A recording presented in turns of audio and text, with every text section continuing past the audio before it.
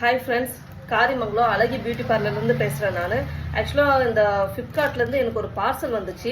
இந்த பார்சல் வந்து என்னோட இது கிடையாது. நான் வந்து உள்ளே வந்து கிளைண்ட்ஸ் இருந்தாங்க, வேலையாக இருந்தேன். அவங்க ரிசப்ஷனில் அவங்க பாட்டுக்கு வச்சுட்டு போயிட்டாங்க. ஓடிபி கூட கேட்கல.